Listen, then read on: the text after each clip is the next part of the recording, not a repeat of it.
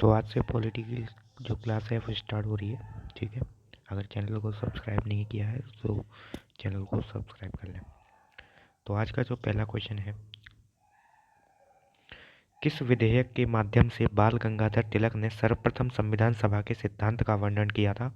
तो स्वराज विधेयक। किस विधेयक के माध्यम से बाल गंगाधर तिलक ने सर्वप्रथम संविधान सभा के सिद्धांत का वर्णन किया था? तो स्वराज विधेयक।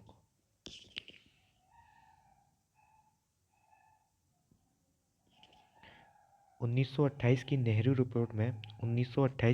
रिपोर्ट में संविधान का मसौदा तैयार करने वाले समिति के अध्यक्ष कौन थे?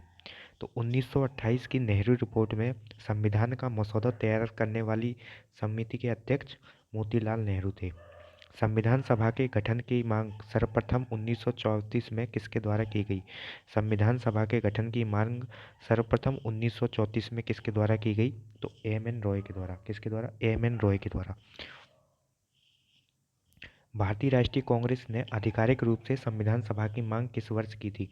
भारतीय राष्ट्रीय कांग्रेस ने आधिकारिक रूप से संविधान सभा की मांग किस वर्ष की थी? तो वर्ष 1935 में।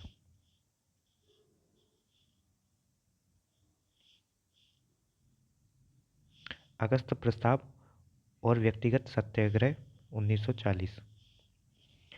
1940 का अगस्त प्रस्ताव किस वायसराय द्वारा प्रस्तुत किया गया था? 1940 का अगस्त प्रस्ताव किस वायसराय द्वारा प्रस्तुत किया गया था? तो लॉर्ड लिनलिथगो द्वारा 1940 का अगस्त प्रस्ताव प्रस्तुत किया गया था। अगस्त प्रस्ताव में किन मुख्य सुधारों का वादा किया गया था? अगस्त प्रस्ताव में किन मुख्य सुधारों का वादा किया गया था? तो डोमिनियन स्टेटस और संवैधानिक सुधारों का। अगस्त प्रस्ताव में डोमिनियन स्टेटस और संवैधानिक सुधारों का वादा किया गया था। अगस्त प्रस्ताव की शर्तों से असहमत होकर किन दो प्रमुख दलों ने इसका विरोध किया था? अगस्त प्रस्ताव की शर्तों से असहमत होकर किन दो प्रमुख दलों ने इसका विरोध किया था? तो कांग्रेस और मुस्लिम लीग ने। अगस्त प्रस्ताव के विरोध में शुरू हुए व्यक्तिगत सत्याग्रह के प्रथम सत्याग्रही कौन थे? तो विनोबा भावे। अगस्त प्रस्ताव के विरोध में शुरू हुए व्यक्तिगत सत्याग्रह के प्रथम सत्याग्रही कौन थे? तो विनोबा भावे। व्यक्तिगत सत्याग्रह में दूसरे सत्याग्रही के रूप में किन्होंने भाग लिया? तो Jawaharlal Nehru. Cripps mission 1942। Cripps mission ने किस मुख्य मांग को औपचारिक रूप से स्वीकार किया था? तो संविधान सभा के गठन की स्वीकृति को। क्रिप्स मिशन ने किस मुख्य मांग को औपचारिक रूप से स्वीकार किया था? तो संविधान सभा के गठन की स्वीकृति को। क्रिप्स मिशन के दौरान कांग्रेस ने डोमिनियन स्टेटस की जगह पर क्या मांग रखी? क्रिप्स मिशन के दौरान कांग्रेस ने डोमिनियन स्टेटस की जगह क्या मांग रखी? तो पूर्ण स्वराज्य की। तो पूर्ण स्वराज्य की मांग रखी थी। 1942 में मुस्लिम लीग ने किस नेता ने 1942 में मुस्लिम लीग के किस नेता ने पृथक पाकिस्तान की मांग की थी? तो मोहम्मद अली जिन्ना ने। तो 1942 में मुस्लिम लीग के किस नेता ने पृथक पाकिस्तान की मांग की थी? तो मोहम्मद अली जिन्ना ने। कैबिनेट मिशन और संविधान सभा का गठन 1946। 1946 में आए कैबिनेट मिशन में कुल कितने सदस्य थे? तो 1946 में आए कैबिनेट मिशन में कुल कितने सदस्य थे? तो 3 सदस्य थे, पैथिक लॉरेंस, स्टेफर्ड क्रिप्स एवं अलेक्जेंडर।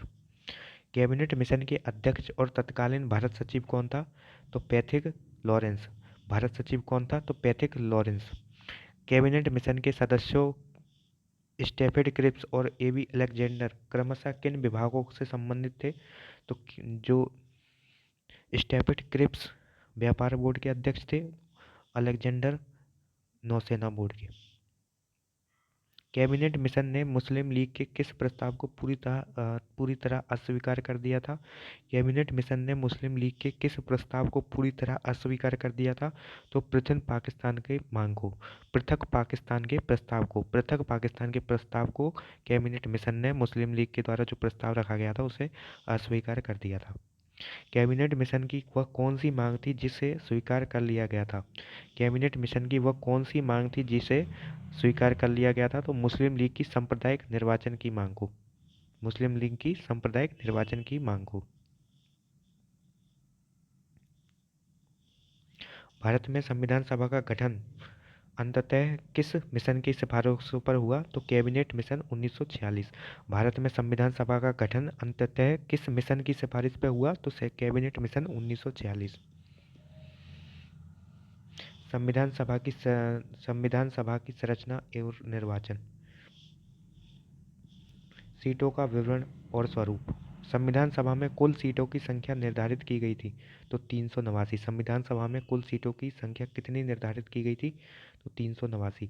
कुल 389 सीटों में से कितनी सीटें निर्वाचित और कितनी नामांकित थी? तो 296 निर्वाचित थी और 93 नामांकित थी। निर्वाचित 296 सीटों में विभाजन किस प्रकार था? 292 गवर्नर शासित प्रांतों से और 4 कमिश्नरी प्रांतों से। 296 सीटों का विभाजन किस प्रकार से था? तो 292 गवर्नर शासित प्रांतों से और 4 कमिश्नरी प्रांतों से। संविधान सभा का स्वरूप किस प्रकार का था? संविधान सभा का स्वरूप किस प्रकार का था? यह आंशिक रूप से नामांकित और आंशिक रूप से निर्वाचित थी। संविधान सभा के सदस्यों का चुनाव किस पद्धति से हुआ था? तो अप्रत्यक्ष निर्वाचन से। संविधान सभा के सदस्यों का चुनाव किस पद्धति से हुआ था? तो अप्रत्यक्ष निर्वाचन से। 10 लाख की जनसंख्या पर एक प्रतिनिधि चुना गया था।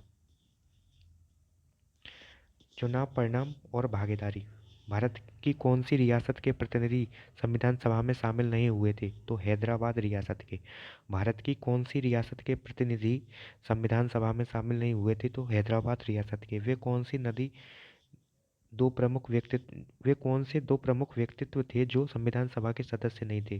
वे कौन से दो प्रमुख व्यक्तित्व थे जो संविधान सभा के सदस्य नहीं थे? तो महात्मा गांधी और मोहम्मद अली जिन्ना। तो महात्मा गांधी और मोहम्मद अली जिन्ना। संविधान सभा के लिए प्रथम चुनाव कब संपन्न हुए? तो संविधान सभा के लिए प्रथम चुनाव कब संपन्न हुए? जुलाई अगस्त 1946 में। कब? जुलाई अगस्त 1946 में। 296 सीटों के चुनाव परिणाम में कांग्रेस और मुस्लिम लीग को क्रमशः कितनी सीट मिली? 296 सीटों के चुनाव परिणाम में कांग्रेस और मुस्लिम लीगों को क्रमशः कितनी सीट मिली? तो 208 और 73। 208 और 73। भारत पाक विभाजन के बाद संविधान में कुल कितनी सीटें रह गई? भारत पाक विभाजन के बाद संविधान में कुल कितनी सीटें रह गई? तो 299। तो 299। तो भारत पाक विभाजन के बाद संविधान सभा में कुल कितनी सीटें रह गई? तो 299। संविधान सभा की बैठकें और पदाधिकारी।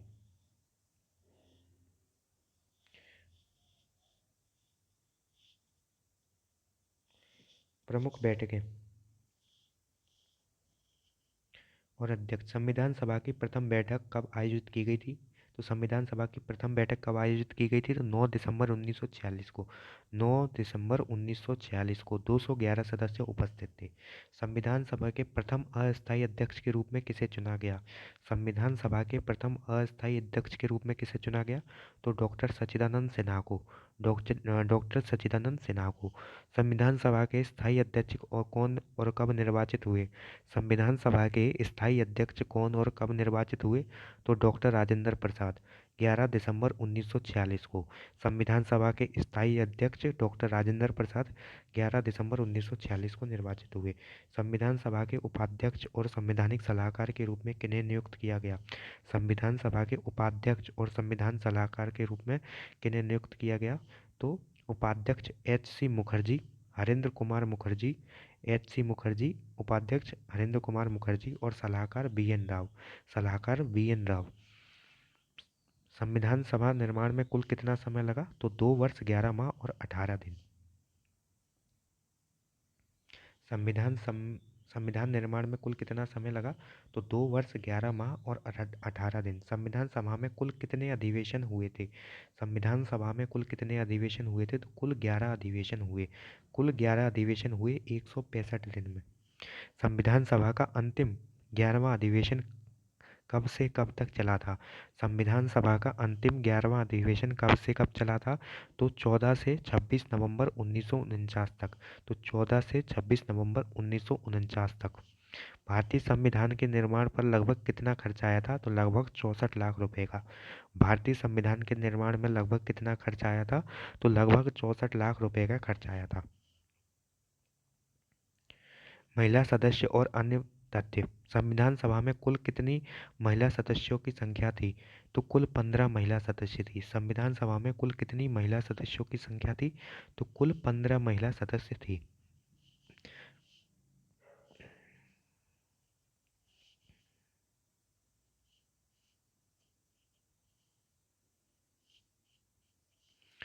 सुचित्रा कृपलानी भारत के राजनीतिक इतिहास में क्या विशेष स्थान है? तो वे भारत की प्रथम महिला मुख्यमंत्री बनी उत्तर प्रदेश की। सुचित्रा कृपलानी का भारतीय राजनीतिक इतिहास में क्या विशेष स्थान है? तो वे भारत की पहली महिला मुख्यमंत्री बनी थी उत्तर प्रदेश से। सरोजिनी नायडू और राजकुमारी अमृत कौर ने किन प्रथम पदों को सुशोभित किया था? तो सरोजिनी नायडू प्रथम महिला राज्यपाल यूपी की। सरोजिनी नायडू प्रथम महिला राज्यपाल यूपी की और अमृता कौर प्रथम केंद्रीय स्वास्थ्य मंत्री। अमृता कौर प्रथम केंद्रीय स्वास्थ्य मंत्री। तो आज की वीडियो में इतना ही, और अगले पार्ट में इसके आगे का डिस्कशन करेंगे।